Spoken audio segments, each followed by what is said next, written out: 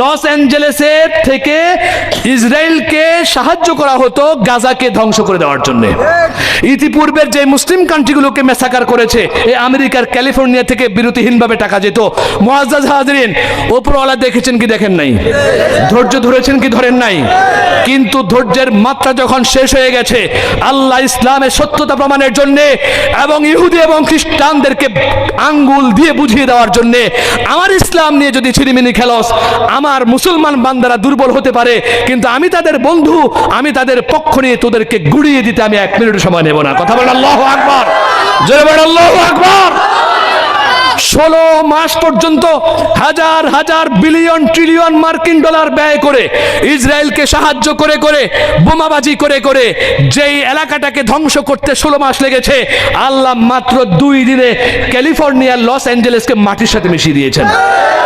লক্ষ লক্ষ বাড়ি, এক একটা বাড়ি বাংলা টাকায় 1000 কোটি টাকা দামের, 100 কোটি টাকা দামের বাড়ি, 100-200 কোটি নয়, এমন এমন অ্যাক্টরদের বাড়ি, নায়িকাদের বাড়ি। নায়িকা বলতে কোনটা বোঝায়?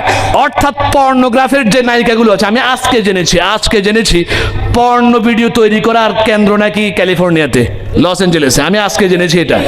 আমি আজকে গবেষণা করতে করতে পেয়েছি, জুমার বয়ানে আমি আজকে এই কথাটা বলেছিলাম। সম্মানিত সুধী, খুতবাতে আমি 3টি আয়াতে কারিমা তেলাওয়াত করেছি, ছোট ছোট আয়াত। এই আয়াতগুলো আল্লাহ সুবহানাহু ওয়া তাআলা এই আয়াতগুলোতে আমাদেরকে যেই কথাগুলো বলেছেন, কি কথা বলেছেন, এটা আমাদের জানা দরকার আছে কি নাই? জোরে বলেন, আছে কি নাই? সূরাতুল আরাফ 96, 97, 98। কারো কাছে যদি মোবাইল থাকে, কোরআন শরীফের অ্যাপটা থাকে, আরাফ 96, 97, 98, এই 3টা আয়াত নিয়ে আজকে একটু আলোচনা করব।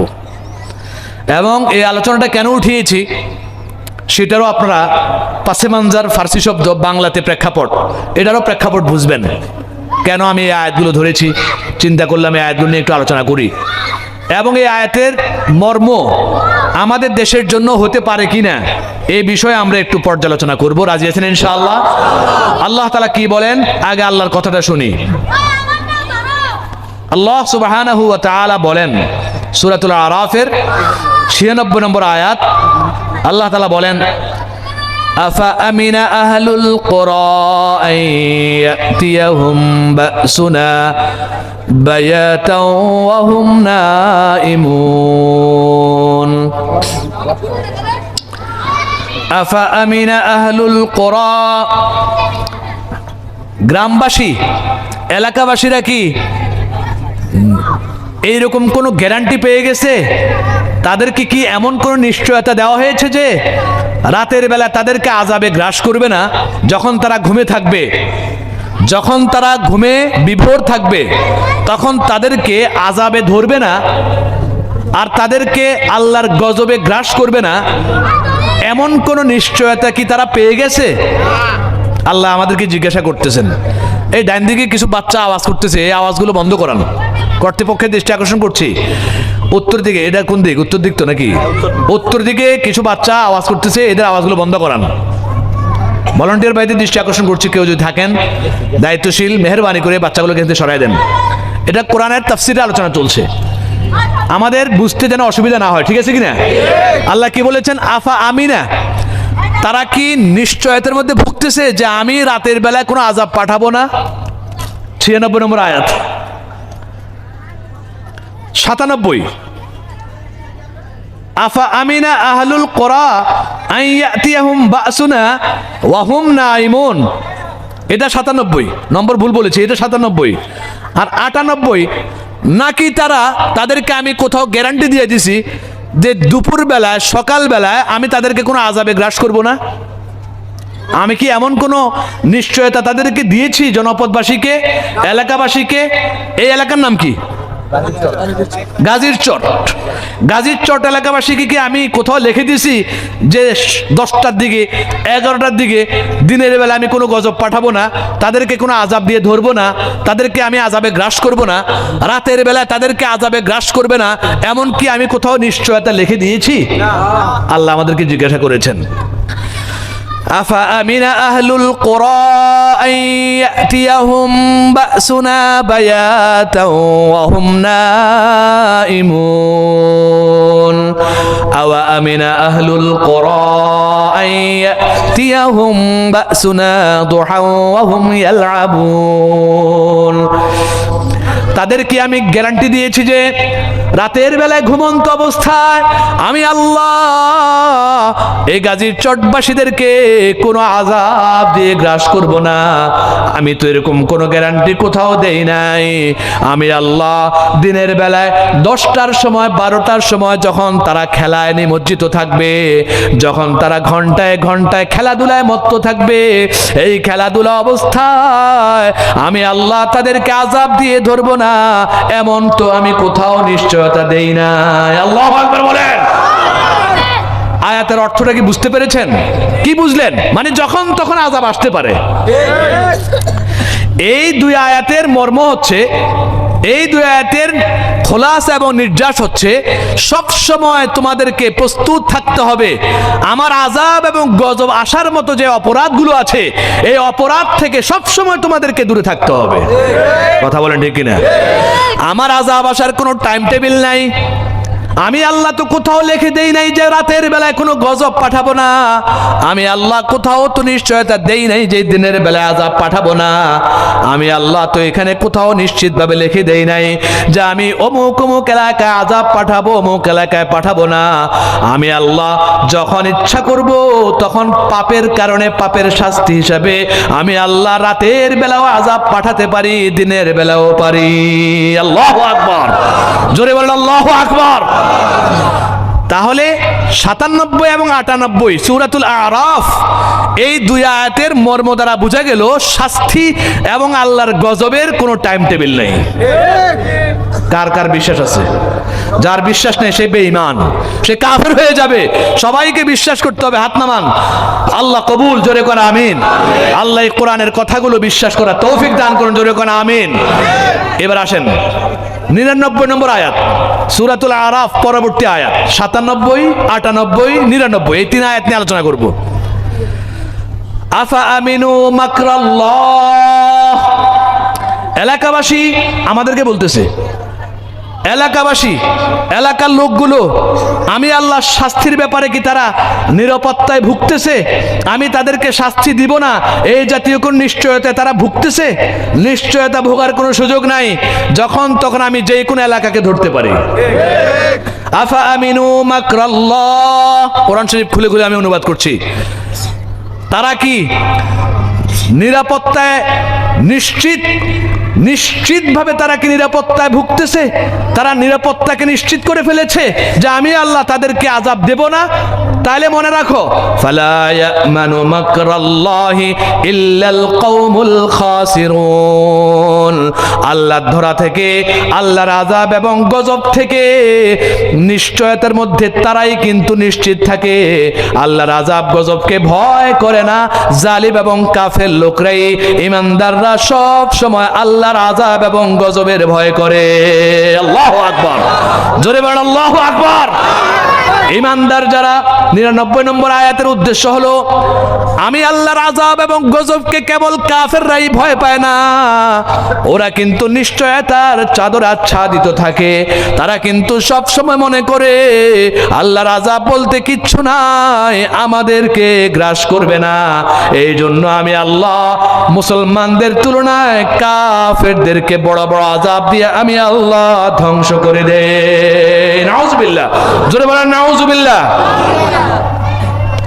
এই ছিল আমার খুতবায় পঠিত 3টি আয়াতে কারিমা। কেন আয়াতগুলো ধরলাম? বর্তমান আমেরিকার ক্যালিফোর্নিয়ার লস অ্যাঞ্জেলেসের কাহিনী জানেন তো? কারা কারা জানেন না? হাত উঠান দেখি। জানেন না কারা কারা? তার মানে সবাই জানেন, অনেকে জানে না। কিন্তু যেইভাবে এটা প্রচারণা দরকার ছিল এইভাবে হয় নাই।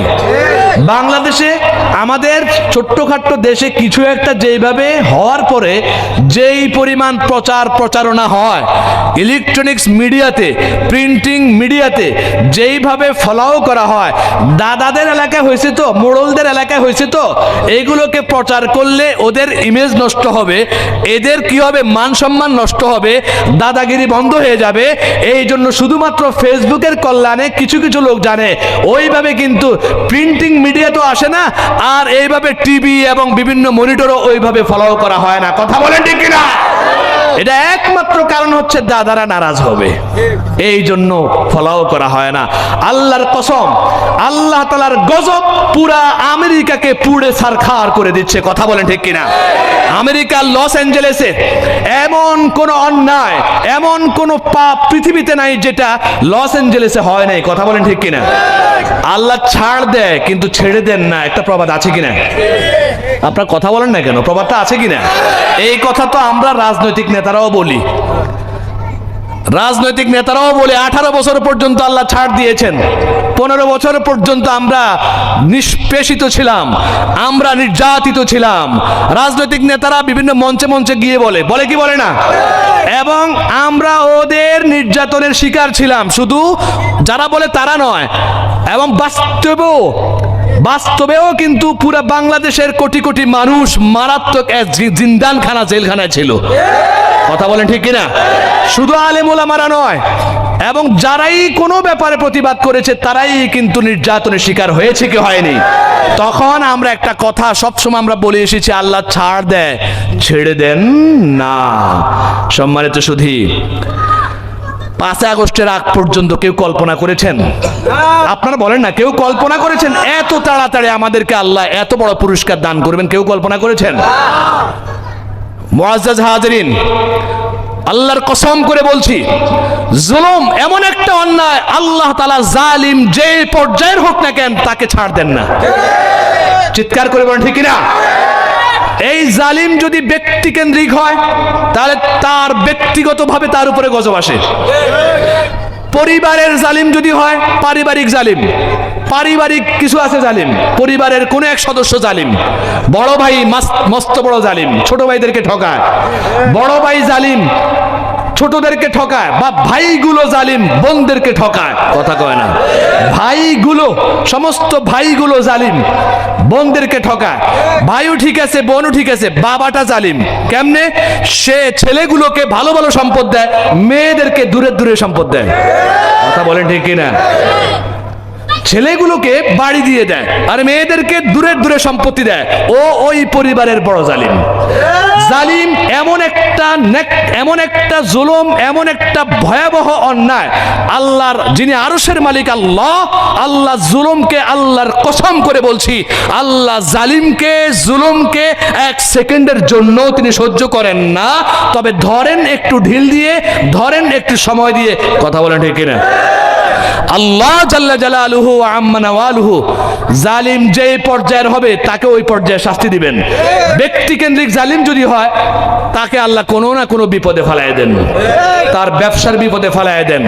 কোনো একটা ইয়াং ছেলেকে অল্প বয়সে মৃত্যু দিয়ে তাকে বিপদে ফেলায় দেন, তাকে কোনো না কোনো একটা বিপদে ফেলে দিয়ে। ব্যক্তি কেন্দ্রিক জালিম, আপনি যদি জুলুম করেন ব্যক্তিগতভাবে, তাহলে আপনাকে আল্লাহ ব্যক্তিগতভাবে শাস্তি দিবেন। আপনি যদি সমাজপতি হন, পরিবারের কর্তা হন, তাহলে পারিবারিক জালিম হওয়ার কারণে আপনাকে আল্লাহ পারিবারিকভাবে শাস্তি দিবেন। আপনি যদি সমাজের জালিম হন, সমাজ কেন্দ্রিকভাবে যদি জুলুম করেন, সমাজের লোক হয়ে সমাজে জুলুম করেন, তাহলে আল্লাহর গজব এবং আযাবটা সমাজে আসবে। কথা বলিয়েন। আপনারা আমরা সবাই মিলে যদি রাষ্ট্রীয় জালিম হই, কিছু আছে ব্যক্তিগত জালিম, কিছু আছে পারিবারিক জালিম, কিছু আছে সামাজিক জালিম, কিছু আছে রাষ্ট্রীয় জালিম, কিছু আছে আন্তর্জাতিক জালিম। আমার কথা মিলতেছে নি? তবে আল্লাহ কোন জালিমকে ছাড় দেন না। আমাদের রাষ্ট্রীয় জালিম কারা? রাষ্ট্র যারা চালায় তারাই রাষ্ট্রীয় জালিম। যদি জালিম হয়, যদি পাপী হয়, যদি খুনি হয়, যদি অন্যায়ভাবে মানুষদেরকে খুন করে, এরা রাষ্ট্রীয় জালিম কি জালিম নয়? বিরোধী দলকে দমন করার জন্য যত কিছু দরকার এই জাতীয় কর্মকাণ্ড যারা করে বা করেছে বা করবে, আগামী দিনগুলোতে যারা করবে বা ইতিপূর্বে যারা করেছে, সবগুলোই রাষ্ট্রীয় জালিম। আল্লাহর গজব রাষ্ট্রীয়ভাবে ওদের উপরে পড়ে কি পড়ে না? আন্তর্জাতিকভাবে যারা জুলুম করে, আন্তর্জাতিক গজব আল্লাহর পক্ষ থেকে আসে কি আসে না? কিছুদিন আগের করোনা, এটা কি রাষ্ট্রীয় ছিল না আন্তর্জাতিক ছিল? চিৎকার করে বলেন, রাষ্ট্রীয় ছিল না আন্তর্জাতিক? এই আন্তর্জাতিক মোড়লগুলো যত পাপ করেছিল, আল্লাহ তাআলা পুরা বিশ্বের জন্য একটা গজব পাঠিয়ে কত লক্ষ লক্ষ মানুষকে আল্লাহ তাআলা এই করোনার গজব দিয়ে দুনিয়া থেকে নিয়ে যান নাই? সুতরাং মুআজ্জাজ হাজরিন, জুলুম এমন একটা অন্যায়, জুলুম এমন একটা পাপ, যেই পাপকে আল্লাহ কখনো সন না, কখনো আল্লাহ সহ্য করেন না। বাকি এতটুকু যে এটার পরিণাম হয়তো কখনো নগদে দিয়ে দেন বা কখনো একটু দেরিতে দেন। এই জন্য যেই পর্যায়ে আছেন চিন্তা করে দেখবেন জালিম কিনা আপনি আমি জালিম কিনা, আমি কি জুলুম করতেছি কিনা, আমি কি কোনো অন্যায় করতেছি কিনা। যদি অন্যায় করে থাকেন ফিরে আসেন, যদি কারো হক নষ্ট করে অন্যায় করেন তার হক দিয়ে দেন, যদি কাউকে থাপ্পড় চড় দিয়ে অন্যায় করে থাকেন, জুলুম করে থাকেন, ক্ষমা চেয়ে নেন, তাহলে ইনশাআল্লাহ আল্লাহর পক্ষ থেকে যে গজব, যে আযাব বরাদ্দ হওয়ার কথা ছিল, ক্ষমা চেয়ে নেওয়ার কারণে সে আযাব উঠে যাবে। কথা বলেন ঠিক কিনা? মুআজ্জাজ হাজরিন, আমেরিকার চেয়ে বড় জালিম আমেরিকার রাষ্ট্রীয় কসাই যেই যুগে যে প্রধানমন্ত্রী ছিল, ওদের চেয়ে বড় জালিম, ওদের চেয়ে বড় সন্ত্রাসী, ওদের চেয়ে বড় কুলাঙ্গার বিশ্বের আর কোনো দ্বিতীয় দেশে ছিল কি ছিল না? জোরে কোন? ছিল না, কখনো ছিল না। আমেরিকা আমাদের জন্মের পর থেকে এই পর্যন্ত যা দেখেছি, এরাই সারা পৃথিবীতে যত দেশে যত অশান্তি, যত উচ্ছৃঙ্খলা, যত বিশৃঙ্খলা, বিশেষ করে মুসলিম কান্ট্রিগুলোতে যারা করেছে, নাটের গুরু কারা? চিৎকার করে বলেন কারা? আমেরিকা। আল্লাহ ধৈর্য ধরেছেন বহু বছর পর্যন্ত। ইসরায়েল সর্বশেষ যেটা ফিলিস্তিনের গাজাটাকে যে মেসাকার করে দিয়েছে, মনে আছে নি আপনাদের? মেসাকার করে দিয়েছে মানে কি? 16 মাস লাগাতার, 16 মাস, 1 বছর, প্রায় 1 বছর 4 মাস লাগাতার, 16 মাস পর্যন্ত, বিগত 16 মাস পর্যন্ত আমেরিকার মদদে ইসরায়েলকে যেই পরিমাণ অর্থায়ন, যেই পরিমাণ অর্থের যোগান বিশ্বের অন্যান্য অমুসলিম কান্ট্রি দিয়েছে, এর চেয়ে কয়েকশো গুণ বেশি, কয়েক হাজার লক্ষ গুণ বেশি দিয়েছে একাই আমেরিকা। কথা বলেন ঠিক কিনা? চিৎকার করে বলেন কথা ঠিক কিনা? আমেরিকা মুসলমানের শত্রু, আমেরিকা হচ্ছে মানবতার শত্রু, আমেরিকা হচ্ছে ইসলামের শত্রু, কোরআনের শত্রু, এবং যত মুসলিম কান্ট্রিগুলো আছে সবগুলো শত্রু। বিশেষ করে ইহুদিদের পরম বন্ধু হচ্ছে একমাত্র আমেরিকা। গাজাটাকে, ফিলিস্তিনের গাজাটাকে পুরা মাটির সাথে মিশিয়ে দিয়েছে যারা, তাদের মধ্যে অন্যতম অগ্রণী ভূমিকা পালন করেছে যে, তার নাম হচ্ছে আমেরিকা। ছোট ছোট শিশুদেরকে উড়িয়ে দিয়েছে, নারীদেরকে উড়িয়ে দিয়েছে, হাজার হাজার ফিলিস্তিনে আমাদের মুসলমান মা বোন এবং ভাই বেরাদারদেরকে শহীদ করে দিয়েছে, হাজার হাজার মানুষদেরকে দুনিয়া থেকে অল্প বয়সে বিদায় করে দিয়েছে, বিশাল বিশাল প্রাসাদগুলোকে গুড়িয়ে মাটির সাথে মিশিয়ে দিয়েছে। কথা বলেন ঠিক কিনা? কথা বলবেন না নাকি বলবেন না? কথা বলেন, বলবেন না বলবেন না? আল্লাহর গজব পড়েছে কি পড়ে নাই? চিৎকার করে বলেন, পড়েছে কি পড়ে নাই? কাদের উপরে পড়েছে? জালিমদের উপরে পড়েছে। এক লস অ্যাঞ্জেলেস, এই লস অ্যাঞ্জেলেস লক্ষ লক্ষ মার্কিন ডলার, শুধুমাত্র ক্যালিফোর্নিয়া লস অ্যাঞ্জেলেস থেকে ইসরায়েলকে কয়েক লাখ, কয়েক বাংলা টাকায় হাজার হাজার কোটি টাকা ইসরায়েলকে তারা সাহায্য বাবদ শুধু যুদ্ধের জন্য পাঠাইতো।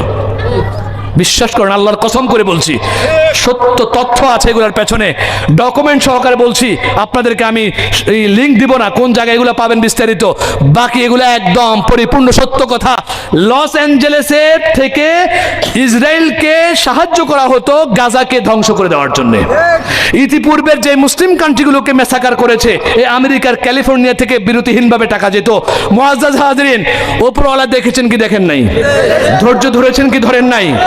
কিন্তু ধৈর্যের মাত্রা যখন শেষ হয়ে গেছে, আল্লাহ ইসলামের সত্যতা প্রমাণের জন্য এবং ইহুদি এবং খ্রিস্টানদেরকে আঙ্গুল দিয়ে বুঝিয়ে দেওয়ার জন্য, আমার ইসলাম নিয়ে যদি ছিনিমিনি খেলস, আমার মুসলমান বান্দারা দুর্বল হতে পারে, কিন্তু আমি তাদের বন্ধু, আমি তাদের পক্ষ নিয়ে তোদেরকে গুড়িয়ে দিতে আমি 1 মিনিট সময় নেব না। কথা বলেন আল্লাহু আকবার, জোরে বলেন আল্লাহু আকবার। 16 মাস পর্যন্ত হাজার হাজার বিলিয়ন ট্রিলিয়ন মার্কিন ডলার ব্যয় করে ইসরায়েলকে সাহায্য করে করে বোমাবাজি করে করে যেই এলাকাটাকে ধ্বংস করতে 16 মাস লেগেছে, আল্লাহ মাত্র 2 দিনে ক্যালিফোর্নিয়ার লস অ্যাঞ্জেলেসকে মাটির সাথে মিশিয়ে দিয়েছেন। লক্ষ লক্ষ বাড়ি, এক একটা বাড়ি বাংলা টাকায় 1000 কোটি টাকা দামের, 100 কোটি টাকা দামের বাড়ি, 100-200 কোটি নয়, এমন এমন অ্যাক্টরদের বাড়ি, নায়িকাদের বাড়ি। নায়িকা বলতে কোনটা বোঝায়? অর্থাৎ পর্নোগ্রাফের যে নায়িকাগুলো আছে। আমি আজকে জেনেছি পর্ন ভিডিও তৈরি করার কেন্দ্র নাকি ক্যালিফোর্নিয়াতে, লস অ্যাঞ্জেলেসে। আমি আজকে জেনেছি এটা। আমি আজকে গবেষণা করতে করতে পেয়েছি, জুমার বয়ানে আমি আজকে এই কথাটা বলেছিলাম। আমেরিকার সেই ক্যালিফোর্নিয়ার লস অ্যাঞ্জেলেস, সেই নগরী, যেই শহরে আমাদের বিশ্বের কোটি কোটি যুবককে জাহান্নামী বানানোর জন্যে, মুসলিম যুবক সহ অমুসলিমগুলো তো আছেই, মুসলিম যুবকগুলো যে জাহান্নামী হচ্ছে স্মার্টফোন চালিয়ে চালিয়ে। এই যুবকদের কাছে স্মার্টফোনের গ্রহণযোগ্যতা কেন?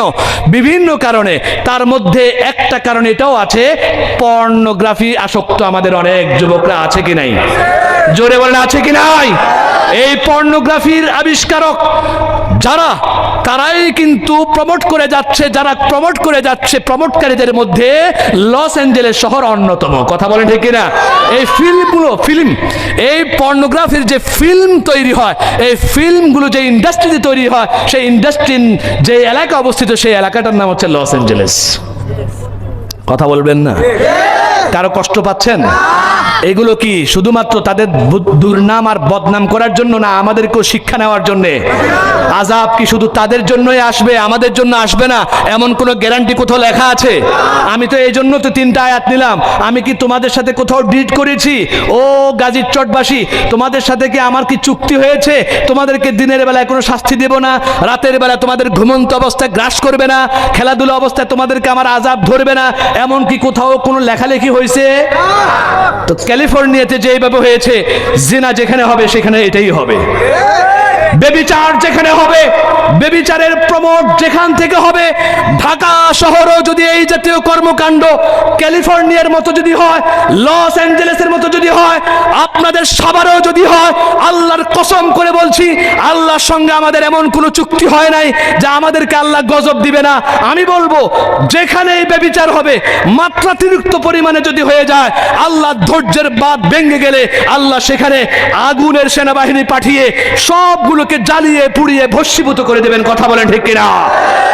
এই জন্য ক্যালিফোর্নিয়ার লস অ্যাঞ্জেলেসের আগুনের দাবানল, আগুনের অগ্নিশিখা আপনার 10 দিন হয়ে গেছে, প্রায় 10 থেকে 12 দিন হয়ে গেছে আগুনে পুড়িয়ে পুড়িয়ে পুড়িয়ে পুড়িয়ে মাইলকে মাইল, একরকে একর, শত শত একর জমিগুলোকে, যত প্রাসাদ আছে, কাঁচে ঘেরা বিশাল বিশাল টাওয়ার, বিশাল বিশাল দামি দামি অফিস, দামি দামি ঘর, দামি দামি বাড়ি, এক একটা বাড়ি করার জন্য বাংলা টাকা শত শত কোটি টাকা লাগবে। এই জাতীয় বাড়িগুলোকে পুড়িয়ে একদম সারখার করে মাটির সঙ্গে মিশিয়ে দিয়ে মেসাকার করে দিয়েছেন কে? চিৎকার করে বলেন কে তিনি? তিনি একমাত্র আমাদের আপনাদের বন্ধু আল্লাহ জাল্লা জালালুহু ওয়া আম্মা নাওয়ালুহু। তিনি শুনে ফেলেছেন ফিলিস্তিনের সেই শিশুর কথা। 6 বছরের মেয়ে শিশু বলার আগে বলেছে, আমি উপরে গিয়ে আল্লাহকে বলে দেব, আমি উপরে গিয়ে আমি আমার আল্লাহকে সব বলে দেব। সিরিয়ার সেই বাচ্চা, যেই বাচ্চাকে আমেরিকার দানবরা বিভিন্নভাবে যুদ্ধ লাগিয়ে দিয়ে, সিরিয়ার যেই বাচ্চাটা, আইলান নামক যেই বাচ্চাটা পানির মধ্যে ভেসে ভেসে এসেছে, ওই বাচ্চাটার ফরিয়াদ নিশ্চয় আরশের মালিক শুনে ফেলেছেন। কথা বলেন ঠিক কিনা? এইভাবে আমেরিকার কুলাঙ্গার এই কসাইগুলো, এই সন্ত্রাসী কসাইগুলো, এরা একটা দুইটা নয়, আমাদের মুসলিম হাজার হাজার কোটি কোটি মুসলমানদেরকে শহীদ করে, তাদের রক্ত দিয়ে সাগরগুলোকে লালে লালে পরিণত করেছে, কথা বলেন ঠিক কিনা? আমাদের ভূমিগুলোকে রক্তে রঙিন করেছে, আমাদের মা বোনদের ইজ্জত লুণ্ঠন করেছে, আমাদের যুবকগুলোকে শহীদ করেছে, আমাদের মুসলিম দেশগুলোর সেনাবাহিনীকে অন্যায়ভাবে শহীদ করেছে। আমেরিকার এই কুলাঙ্গারগুলোর উপর আল্লাহর গজব পড়েছে, আরো পড়ুক, আরো সরকার করে দেখ, জোরে বলেন আমিন। মুআজ্জাজ হাজরিন, সম্মানিত সুধী,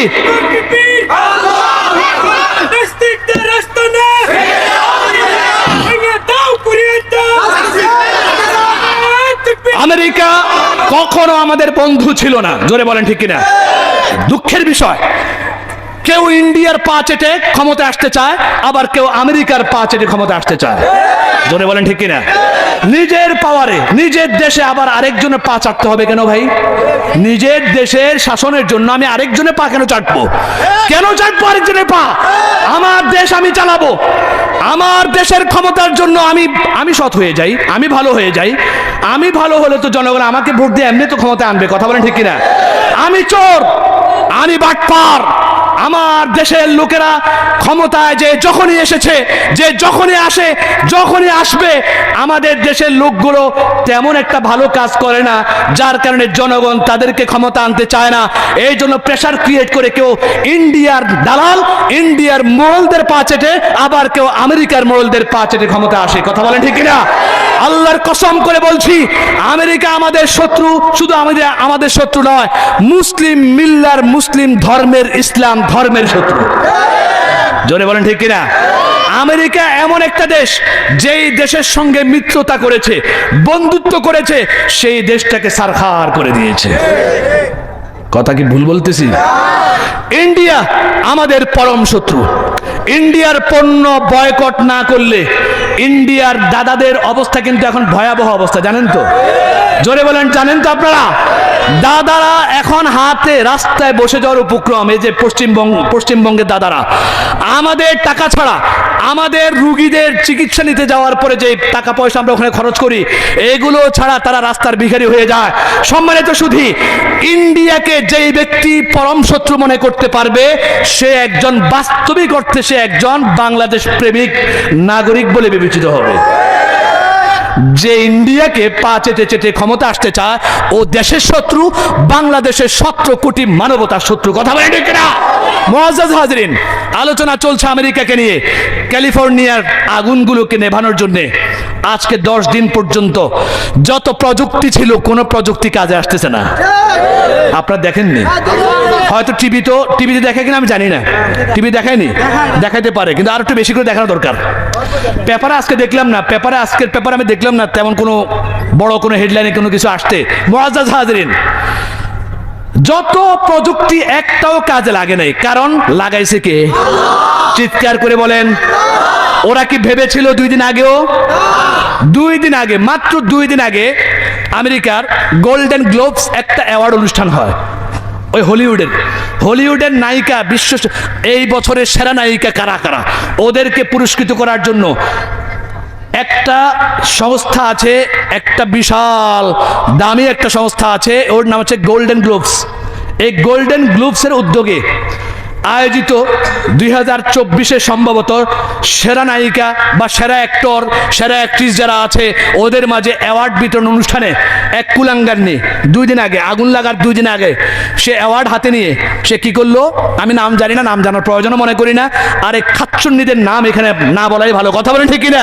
কুলাঙ্গারনি, জাহান্নামের কীট, ল্যাংটা, নষ্টা এবং লুচ্চা ও দেহ ব্যবসায়িনী, এই অ্যাক্টর আর অ্যাক্ট্রেসগুলোকে ওদের যাবতীয় জিনিসগুলো দেখে দেখে আমরা আরো ওদেরকে প্রমোট করে যাই, কথা বলেন ঠিক কিনা? এই কুলাঙ্গারনি 2 দিন আগে বলেছিল, 2 দিন আগে অ্যাওয়ার্ডটা হাতে নিয়ে, গোল্ডেন অ্যাওয়ার্ড, সোনার, পরিপূর্ণ সোনার যে অ্যাওয়ার্ডটা আছে, এটা হাতে নিয়ে এইভাবে তাকে যখন বক্তব্য দিতে বলা হয়েছে, এই কুলাঙ্গারনি 5 মিনিটের বক্তব্যের মধ্যে কিছু কথা বলার এক পর্যায়ে আমেরিকা যে বিশ্বের এখন সেরা সভ্যতায় উন্নীত কথাগুলোকে তুলে ধরেছে, আল্লাহকে নিয়ে তুচ্ছ তাচ্ছিল্যমূলক কিছু কথা বলেছে, ইসলাম ধর্ম নিয়ে তাচ্ছিল্যের ব্যঙ্গাত্মক কিছু কথা বলেছে। এক পর্যায়ে এটা বলেছে, গড বলতে কিচ্ছু নাই, আমরাই পৃথিবীর গড, পৃথিবীর পরিচালনা আমরাই করছি। এই জাতীয় কিছু অধ্যত্বমূলক, এই জাতীয় কিছু বেয়াদবিমূলক, আল্লাহর শানে এরকম বেয়াদবিমূলক কিছু কথাবার্তা বলেছে। আর পুরা হলের কুলাঙ্গারগুলো নারী কুলাঙ্গারনি আর পুরুষ কুলাঙ্গারগুলো সমস্ত হল জুড়ে সবাই হেসেছে, তার কথাকে সাপোর্ট দিয়েছে। 2 দিনের মাথায় আল্লাহ বলতে কিছু একটা জিনিস আছে, ওই বদমাইশগুলোকে চোখে আঙ্গুল দিয়ে আল্লাহ তাআলা দেখিয়ে দিয়েছেন। কথা বলেন ঠিক না? 2 দিন লাগে নাই, 2 দিন যখন আল্লাহকে নিয়ে উপহাস করেছিল, তাচ্ছিল্য করেছিল, আল্লাহ বলতে কিছু নাই, আল্লাহ আমরাই কিন্তু সারা পৃথিবীর গড, এই জাতীয় একটা ভাব ছিল। মুআজ্জাজ হাজিরিন, আল্লাহর গজব এমন ভাবে পড়েছে, আমেরিকা, পুরাটা আমেরিকা হয়তো এইভাবে যদি ধারাবাহিকভাবে আগুন চলতে থাকে, আরো 10 দিন যদি চলতে থাকে, আরো 3-4 দিন চলতে থাকলে পুরো আমেরিকা হয়তো জ্বলে পুড়ে ভস্মীভূত হয়ে পৃথিবীর মানচিত্র থেকে বিদায় নেবে। কথা বলে ঠিক কিনা? আমরা দোয়া করি আল্লাহ মুসলমানদেরকে হেফাজত করুক। হেফাজত করেছেও আলহামদুলিল্লাহ, মসজিদগুলো বাঁচাই দিছে কি দেয় নাই?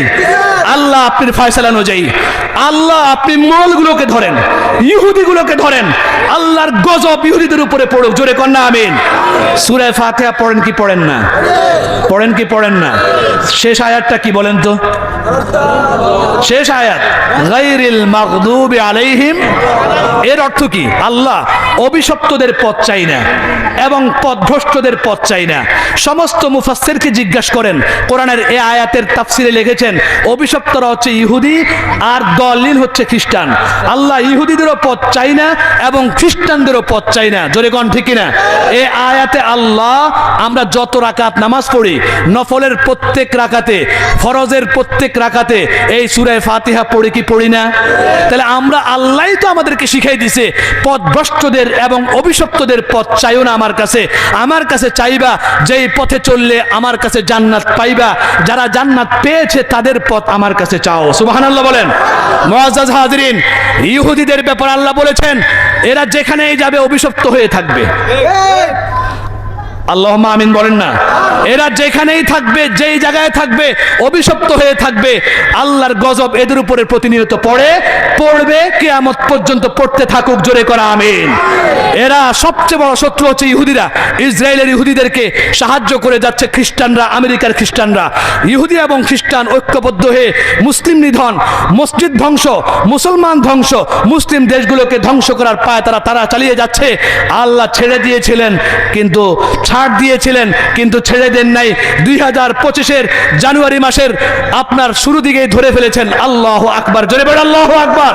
মুআজ্জাজ হাজিরিন, এবার আসুন, বড় বড় নায়িকাদের ঘরগুলো, বাড়িগুলো একদম জ্বলে পুড়ে ছারখার হয়ে গেছে কি যায়নি? আমি আপনাদেরকে এখন বলবো আমরা এখান থেকে কি শিখলাম। আমার উদ্দেশ্য কিন্তু আজকে ওই ক্যালিফোর্নিয়া, লস অ্যাঞ্জেলেস নিয়ে আলোচনা করা নয়, ওখান থেকে আমাদেরকে কিছু শিখার আছে, এই বিষয়ে আমার আলোচনা। জোরে বলেন ঠিক কিনা? আল্লাহ এ আয়াতে একবারও কি বলেছিলেন, এই 3টা আয়াতে একবারও কি বলেছিলেন আমার আযাবটা শুধুমাত্র কাফেরদের জন্য আসবে, মুসলমানদের জন্য আসবে না? এই জাতীয় কথা কি আল্লাহ এই 3 আয়াতে একবারে বলেছিলেন? কি বলেছিলেন? জনপদবাসী কি নিরাপত্তা নিশ্চিত করে ফেলেছে যে আমার পক্ষ থেকে দিনের বেলায় কোনো শাস্তি আসবে না? ওরা কি নিশ্চয়তায় নিশ্চিত হয়ে গেছে যে রাতের বেলা ঘুমন্ত অবস্থায় আমি তাদেরকে গ্রাস করব না? এই কথাগুলো জনপদবাসী মুসলমান জনপদবাসী হতে পারে, অমুসলিম জনপদবাসী হতে পারে। তাহলে আসুন, মুসলমানরাও যদি ক্যালিফোর্নিয়ার মতো গুনাহগুলো করে, বলেন মুসলমানরাও যদি ক্যালিফোর্নিয়াতে যা যা হয়েছে, লস অ্যাঞ্জেলেসে যা যা হয়েছে, ঢাকা শহরে তা হয় কি হয় না? চিৎকার করে বলেন হয়। লস অ্যাঞ্জেলেসে যা যা হয় প্রায় মুসলিম কান্ট্রি তো তা হয়। কিন্তু কার উসিলায় বেঁচে গেলেন? ওনাকে চিনলেন না, তিনি আর কেউ নন, তিনি হচ্ছেন মুহাম্মাদুর রাসূলুল্লাহ সাল্লাল্লাহু আলাইহি ওয়াসাল্লাম। দরজা, তওবার দরজা আল্লাহ খোলা রাখেন। আল্লাহ বারবার সুযোগ দেন, আসো তওবা করো, আমি আল্লাহ তোমাদেরকে মাফ করে দেব, তোমাদের সমস্ত গুনাহগুলোকে আমি ক্ষমা করে দেব। তোমরা তো মুসলমান, তোমরা অন্যায় করার পরে আমি তো অপেক্ষায় থাকি কখন আমার কাছে আসবা, কখন আমাকে বলবা রব্বানা যালামনা আনফুসানা ওয়া ইল্লাম তাগফির লানা ওয়া তারহামনা লানাকুনান্না মিনাল খাসিরিন। হাত 2টা উঠাবা, সঙ্গে সঙ্গে আমি আল্লাহ মাফ করে দেব।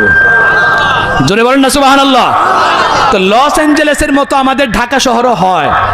ঢাকা শহরও হলিউডের মতো একটা ঢালিউড আছে, আছে কি নাই? জোরে বলবেন না। হলিউডের মতো ইন্ডিয়াতে একটা আছে, কি নাম? বলিউড। বলিউড, ঢালিউড, এগুলোর এই জ্ঞান, এই এলেম কিন্তু আমি 2-3 দিনে পাইছি। এগুলো লস অ্যাঞ্জেলেস নিয়ে গবেষণা করতে করতে পাইছি।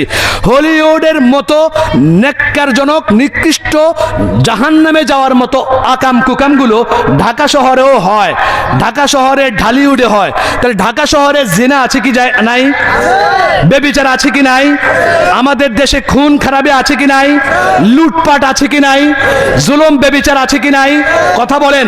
প্রেম প্রীতি পরকীয়া আছে কি নাই? এগুলো আছে আছে বললে হবে না। আমরা করি কি করি না? প্রেম পরকীয়া আমরা করি কি করি না? করি। খুন খারাপি করি কি করি না? করি।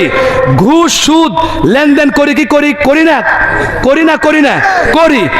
উপরওয়ালা কোনো অন্যায় পছন্দ করেন না।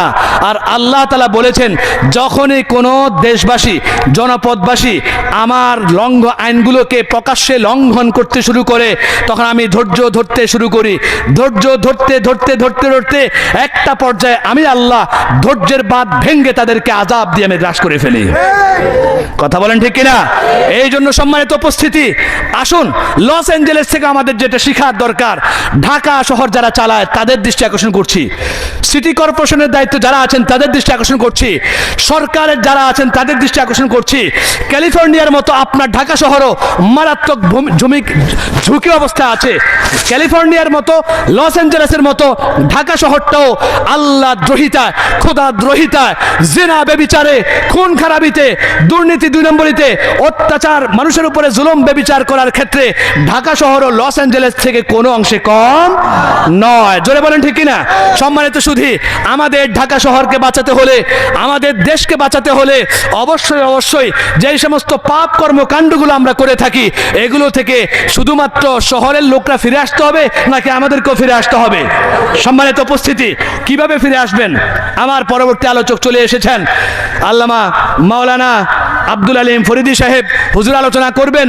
আমি শেষ যেই কথাটা বলতে চেয়েছিলাম, একটা ঘটনা হাদিসের আলোকে, ছোট্ট, আমাদের খেয়াল করেন, ছোট্ট একটা ঘটনা হাদিসের আলোকে, সেটা বলে আমি শেষ করছি।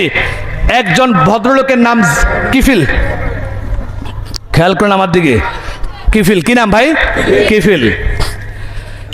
এই ভদ্রলোক ছিলেন বেবিচারকারী। মুহাম্মদুর রাসূলুল্লাহ সাল্লাল্লাহু আলাইহি সাল্লাম এই ঘটনাটা বর্ণনা করেছেন। আর এটা হাদিসের কিতাব তিরমিজি শরীফে পাওয়া যায়, তিরমিজি শরীফের হাদিসের কিতাবে আছে। কিফিল নামক এই লোক, ভদ্রলোক, কথার কথা বললাম আর কি, যেহেতু মৃত্যুর পরে তার ব্যাপারে চমৎকার সুসংবাদ এসেছে, এই জন্য ভদ্রলোক বলতেছি এখন। কিন্তু ওনার জীবনটা গেছে অভদ্রতা অবস্থায়। প্রতি রাতে, টাকা পয়সা অভাব ছিল না তার, প্রত্যেক রাতে একজন নতুন নতুন মেয়ে তার ঘরে, তার রুমে, তার বাসাতে আনা লাগতো, আসতো, প্রচুর টাকা খরচ করতেও। মুহাম্মদুর রাসূলুল্লাহ সাল্লাল্লাহু আলাইহি ওয়াসাল্লাম ঘটনাটা বর্ণনা করেন আমাদের প্রিয় নবীজি। ঘটনাটা হলো, এই লোকটা একদিন এক রাতে তার সাঙ্গপাঙ্গরা একটা সুন্দরী মেয়েকে নিয়ে আসে। এই সুন্দরী মেয়েটা জীবনে কখনো জিনা বেবিচারের পথে যায়নি, এই ফার্স্ট, এই প্রথমবার। কেন আসছে প্রথমবার? ক্ষুধার জ্বালায় ছটফট করতে, মারা যাওয়া থেকে বাঁচার জন্যে, কিছু একটা খাবারের ব্যবস্থা করার জন্য এই লোকটা, এই মহিলাটা ঘর থেকে বেরিয়েছে। ভালো মহিলা, আমাদের খেয়াল করেন না, আপনার মনে শুনতে চাচ্ছেন না নাকি? আমি নবীজির ঘটনা, নবীজির বর্ণনা করা ঘটনা তিরমিজি শরীফের। এই মহিলাটাকে আনা হলো আজকে রাতে। কিফিল নামক ভদ্রলোক যখন দেখলো আজকে এই মহিলাটা আছে, প্রস্তুতি নিল, তার কাছে যাবে, তার সঙ্গে কথা বলবে এবং খারাপ উদ্দেশ্য যেটা ছিল সেটা বাস্তবায়ন করবে। বুঝে নেন, বড়রা বুঝে নেন, খারাপ উদ্দেশ্য জেনা, তার সঙ্গে জেনা করবে। মহিলাটা যখন দেখলো কিফিল আসতেছে, তখন সঙ্গে সঙ্গে উরাইদাত ওয়াবাকাত, মেয়েটা কাঁপতে লাগলো আর কাঁদতে শুরু করলো, কান্না করতে শুরু করলো আর কাঁপতে লাগলো। তখন কিফিল বলল, আমি কি আকরাহতু কি, তোমাকে কি আমি বাধ্য করেছি? তুমি কাঁপতেছো কেন? তুমি ভয় পাচ্ছ কেন? তুমি কান্না কেন করতেছো? তোমাকে কি আমি বাধ্য করেছি? জোর করে আনা হয়েছে তোমাকে? তোমাকে তো আমরা টাকা দিয়ে এনেছি, তুমি সন্তুষ্ট চিত্তে এসেছো, কাঁদছো কেন? তখন সে মহিলাটা বলল, ভাইজান, আমি কিন্তু বিপদে পড়ে এসেছি, এটা আমি খারাপ মহিলা নই, আমি দেহ ব্যবসায়িনী নই, আমি ভালো একজন ঘরের মহিলা, আমি বিপদে পড়ে এসেছি। কি বিপদ? এই অবস্থা, আমি কখনো এই কাজ করি নাই। তখন সঙ্গে সঙ্গে কিফিল কি করলো, তার মধ্যে একটা অনুশোচনা পয়দা হলো, সঙ্গে সঙ্গে সে ভেতরে ভেতরে একটা পাক্কা নিয়ত করে ফেললো। মানুষ, আল্লাহর বান্দা এমনও আছে যারা পেটে কয়টা খাবারের জন্য এই কাজ যখন জীবনেও করে নাই, কিন্তু মৃত্যু থেকে বাঁচার জন্য এই কাজটা করতে এসেছে। হায় রে আল্লাহ, আফসোস, আমাকে আমার আল্লাহ কত কিছু দিয়েছেন, এরপর আমি সারাটা জীবন এই খারাপ কাজে কাটাই দিলাম, থাকগা আমি আর করব না এই কাজ। সে মুহাম্মদুর রাসূলুল্লাহ বলেন, ফাকাদা মাকআদার রাজুলি আলা ইমরাতিহি, এই পুরুষটা যখন তার সঙ্গে খারাপ কাজ করার জন্য পুরো প্রস্তুতি নিল, এই কথাগুলো শোনার পরে সঙ্গে সঙ্গে সে সরে পড়লো। সুবহানাল্লাহ বলবেন না তো? কার ভয়ে? আফসোস, আল্লাহ আমাকে এত সম্পদ দিয়েছে, আমি আল্লাহর কখনো ইবাদত করলাম না। আর এই মহিলাটা পেট বাঁচানোর জন্য, জীবন বাঁচানোর জন্য শেষ মুহূর্তে হারাম পথে আসলো। এরপরে সে মহিলাটা আলাদা হয়ে গেল, দূরে সরে গেল। এক পর্যায়ে মহিলাকে বললো, বোন তুমি চলে যাও। চলে যাওয়ার সময় ওই লোকটা বললো, ওই যে টাকাটা নিয়ে যাও। কত দিনার? 60 দিনার। 60 দিনার, 59 পরে যে 60 দিনার। ওই যুগে 1 দিনার দিয়ে 1 মাস চলা যেত, 1 মাস। অনেক টাকা তাকে দিয়েছে। মুআজ্জাজ হাজিরিন, সংক্ষেপে শেষ করে দিচ্ছি সম্মানিত সুধী। এরপরে কি হলো? তারপরে মহিলাটা যাওয়ার সময় বললো, আমাকে আপনি টাকাটা দিচ্ছেন কেন? আমি তো কাজ করি নাই, আমি তো খারাপ কাজ করি না, আপনার সঙ্গে পারিশ্রমিক তো আমি পাই না। বললো, না বোন, তুমি আমার অন্তর চক্ষু খুলে দিয়েছ, তুমি এই টাকাটা নিয়ে যাও। এরপরে মহিলাটা চলে যায়। এই কিফিলে কি করলো? দরজা আর খুললো না। দরজা না খুলে এবার কি করলো? অজু টজু করলো। অজু করে তার মতো করে হয়তো কিছু একটা ইবাদত করেছে। হাদিসের মধ্যে এসেছে, এই লোকটা জায়নামাজ বিছিয়ে আল্লাহর দরবারে জীবনের প্রথমবার হাত উঠালো। সুবহানাল্লাহ বলবেন না? হাত উঠে এক কান্না, সেই কান্না, এত জোরে এক কান্না দিল, কানতে কানতে তার সব ভিজিয়ে ফেললো এবং আল্লাহ তাআলার কাছে ক্ষমা প্রার্থনা করলো। মুআজ্জাজ হাজিরিন, এবং ওই রাতেই, এই তওবা করার পরেই সঙ্গে সঙ্গে ওই রাতের আল্লাহ তাআলা আজরাইলকে পাঠিয়ে দেন। হযরত আজরাইল আলাইহিস সালাম তার জান কবজ করে ফেলে, সে মৃত্যুবরণ করে। মুআজ্জাজ হাজিরিন, সেই যুগে মূসা আলাইহিস সালামের যুগে নিয়ম ছিল, কেউ কোনো খারাপ কাজ করলে তার দরজায় কুদরতিভাবে তার লেখা উঠে যেত এবং ভালো কাজ করলেও উঠে যেত। এই লোকটার নাম কিফিল ছিল। ওই লোকটার দরজাতে লেখা উঠে গেছে, পরের দিন সকালবেলা, ইন্নাল্লাহা কদ গাফারাল কিফলা কদ গাফারা লিকিফলিন, আল্লাহ তাআলা কিফিলের যাবতীয় গুনাহগুলো মাফ করে দিয়েছেন। মুআজ্জাজ হাজিরিন, আমার এটাই বলার উদ্দেশ্য ছিল, আমেরিকার মতো মোড়লগুলো, তারা তো শুধু গুনাহ আর গুনাহ, গুনাহ আর গুনাহই করেছে, তারা ক্ষমা প্রার্থনা করেনি, ক্ষমা চায়নি। আল্লাহ এই জন্য তাদেরকে আর সুযোগ দেননি। আমরা তো মুসলিম, আমরা অনেক অন্যায় করি, আমরা অনেক গুনাহ করি, আমরা মানুষের হক মারি, আমরা নামাজ পড়ি না, আমরা রোজা ঠিক মতো রাখি না, মানুষের হক নষ্ট অন্যায়ভাবে দখল করে ফেলি, বিভিন্ন জমি জমা দখল করে ফেলি।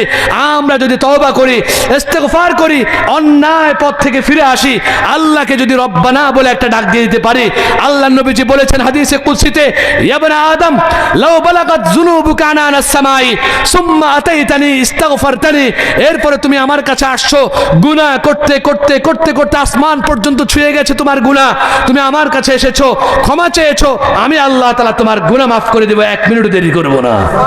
সুবহানাল্লাহ।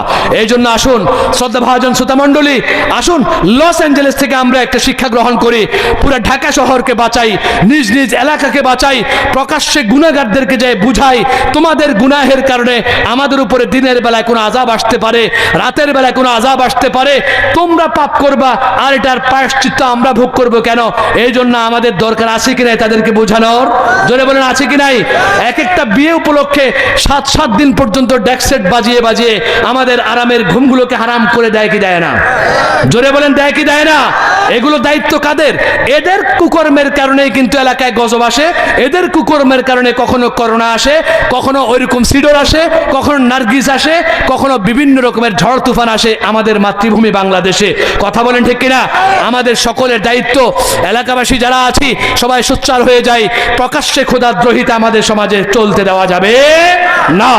যেখানে অন্যায় সেখানে প্রতিরোধ, যেখানে অন্যায় সেখানে প্রতিবাদ।